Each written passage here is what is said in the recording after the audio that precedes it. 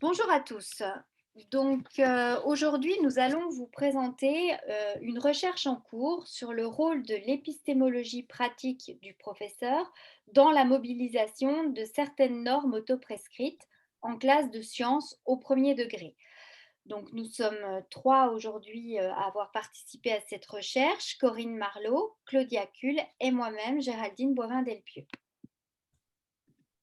Bonjour. L'objectif général de la recherche, c'est que cette contribution vise à l'enrichissement de la notion de l'épistémologie pratique dans le cadre de la TACD. Elle tente de comprendre les déterminations de l'action conjointe dans la mise en œuvre de la démarche scientifique en classe, en étudiant la relation entre les normes autoprescrites et l'épistémologie pratique des enseignants. Ces nappes sont alors considérées par les enseignants comme une représentation de l'action souhaitable. Un certain nombre de nappes relatives à la mise en œuvre de la démarche scientifique ont été identifiées dans les précédents travaux, comme par exemple le fait que la démarche proposée aux élèves soit structurée selon un ensemble d'étapes à parcourir dans les mêmes ordres. L'objectif spécifique de la recherche, c'est que nous avions montré dans une précédente étude quantitative, Marlot, Audrin et Morche 2019, l'existence de certaines nappes qui circulent dans les métiers et des profils d'enseignants différents, des clusters, au regard de la mobilisation de certaines nappes.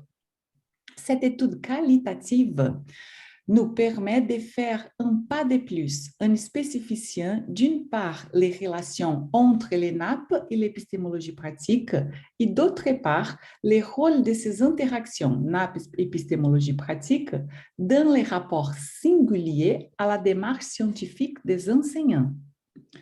Notre question de recherche dit en quoi la mise en dialogue de ces différentes déterminations de l'action conjointe, qui sont les normes autoprescrites et l'épistémologie pratique, dans le cadre de tous des cas, permet-elle de profiter certains types de rapports du professeur à la mise en œuvre de la démarche scientifique en classe?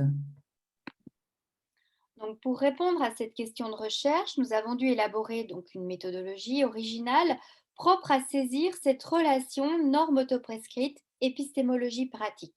Donc, cette méthodologie est organisée selon trois étapes.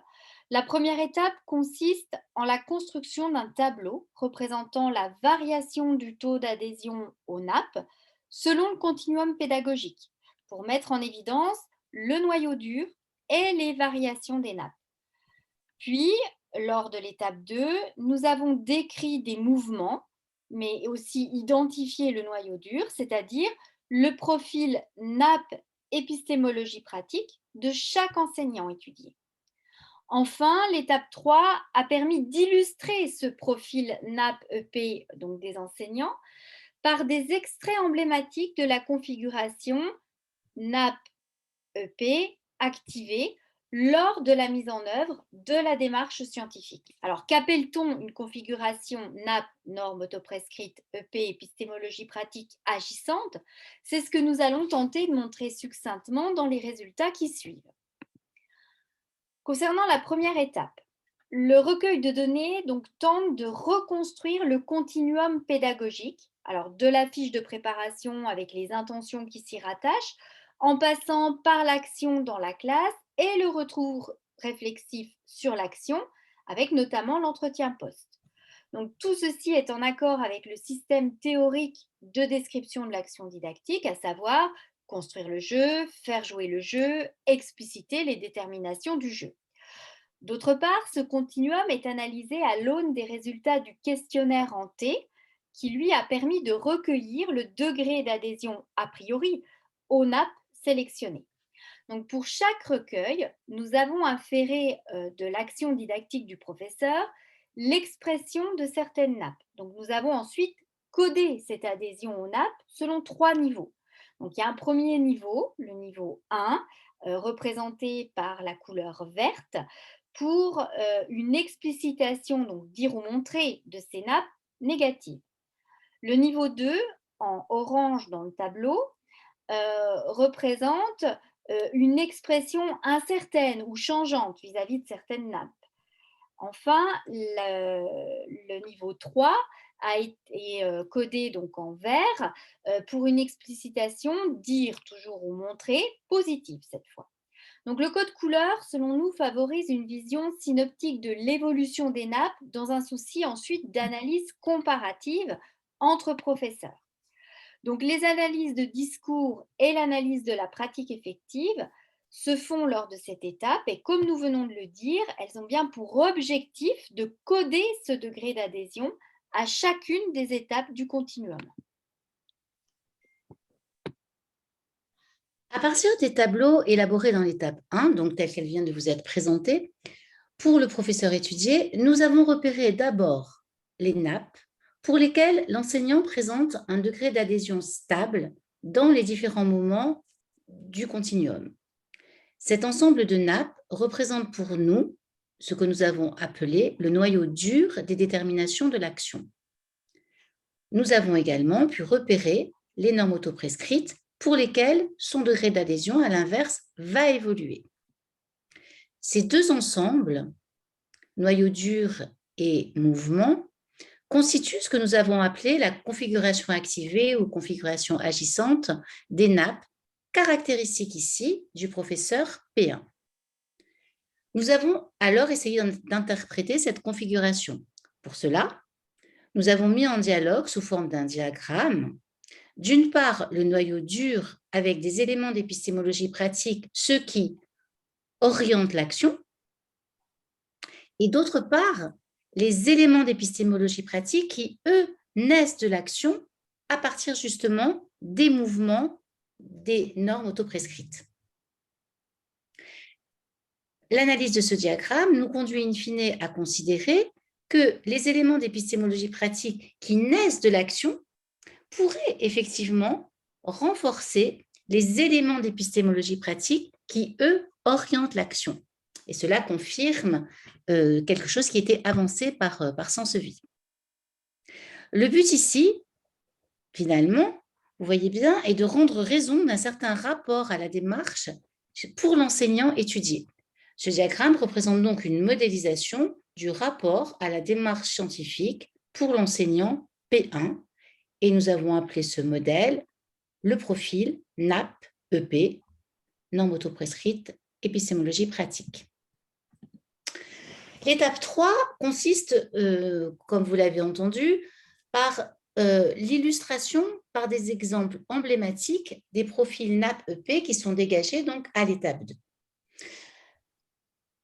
Dans le cas du professeur P1, il s'agissait en fait d'une séance en biologie en lien avec la notion d'articulation. Nous allons ici procéder à une analyse didactique assez fine, puisque nous travaillons au niveau des énoncés du verbatim, sur la base donc de ces épisodes emblématiques qui nous paraissent caractéristiques du profil NAP-EP, afin de mettre à l'épreuve de l'empirie cette modélisation. La topogénèse sera caractérisée plus précisément en termes de configuration topogénétique, afin de mettre la focale justement sur le partage des responsabilités entre le professeur et les élèves. Donc, premier outil d'analyse, les configurations topogénétiques.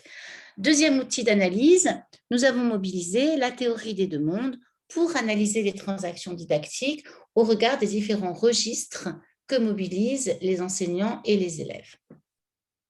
Les configurations topogénétiques, dans ce cas, donnent à voir un partage des responsabilités où les élèves doivent fournir des preuves empiriques, on a beaucoup de parce-que dans leurs explications, pour produire justement des explications qui sont sollicitées à l'origine par P1. Beaucoup de ces interventions commencent par « pourquoi ». Ainsi, le rapport à la preuve semble pour ce professeur assez essentiel. Toutefois, Les questions d'enquête, c'est-à-dire les questions qui sont posées aux élèves et qu'ils investiguent dans le cadre de la démarche, ne sont pas forcément problématisées. On se rend compte que le questionnement relève plutôt, oriente plus les élèves vers des finalités descriptives. Il s'agit pour eux de donner à voir les résultats de la palpation quand ils ont palpé leur bras, en l'occurrence, pour situer l'articulation, compter le nombre d'os ou bien caractériser les différents mouvements de flexion quand il s'est agi du corps dans son entier. Tout ça dans le but de construire d'abord des faits. Et en ce sens, nous sommes dans le monde 1, celui des objets et des événements. Mais ces faits vont amener, in fine, la classe à la formulation d'hypothèses. Et là, on va se retrouver dans le monde des théories et des modèles. Mais au niveau de la partition, on est plus souvent dans le monde 1 que dans le monde 2. Néanmoins, la classe arrive à formuler l'hypothèse suivante. Il y a quelque chose au niveau du coude qui fait que certains mouvements sont possibles et nécessitent l'existence de plusieurs os. Typiquement, on est ici dans une forme qu'on appelle d'investigation guidée où le professeur a une part importante. Pour conclure provisoirement, ou en tout cas apporter des éléments de discussion, mettre en perspective notre travail, il se trouve que l'analyse comparative de cas contrastés, car nous avons étudié d'autres cas que nous n'avons pas présentés ici vu le format, cela nous autorise à penser que selon la configuration des nappes mises en jeu, le rapport à la démarche scientifique va différer et ainsi cela nous permet d'expliquer certains des choix didactiques des enseignants dans la mise en œuvre de la démarche scientifique. Pour finir, cette recherche reste en cours car il va s'agir d'agréger, comme nous l'avons dit, d'autres cas afin de corroborer ces premiers résultats. Nous vous remercions de votre attention.